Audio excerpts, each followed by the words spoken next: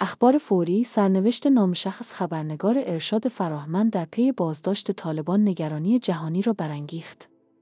در تحولاتی پیچیده و نگران کننده، ارشاد فراهمند، خبرنگار برجسته‌ای که به خاطر گزارش‌های شجاعانه‌اش در مناطق متشنج شناخته شده است، به طور گزارش‌هایی توسط طالبان در کابل بازداشت شده است.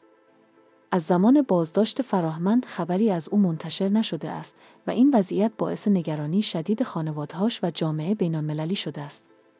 همسر فراهمند فرخنده با انتشار پستی در اینستاگرام از حمایت‌های بی‌پایان طرفداران که با پیام‌های نگرانی و دعاها پر شده است، قدردانی کرد.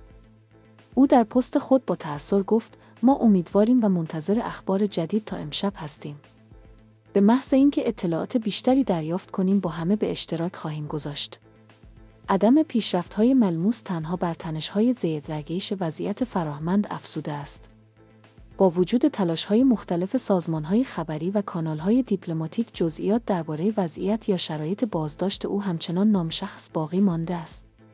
جامعه بین‌المللی با دقت وضعیت را زیر نظر دارد و بسیاری خواستار اقدام سریع برای اطمینان از آزادی امن فراهمند هستند.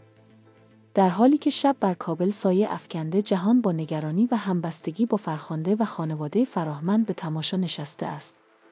این وضعیت اضطراری خطرات خبرنگاران در مناطق درگیری را برجسته می‌کند و ضرورت حفظ و حمایت از آنها را مورد تاکید قرار می‌دهد. امید این است که امشب خبری روشن و در نهایت خبر خوب برای فراهمند و عزیزانش به همراه بیاورد. لطفاً برای دریافت اخبار بهروزتر درباره آزادی ارشاد فراهمند، کانال کابل استوریز را لایک کرده و سابسکرایب کنید.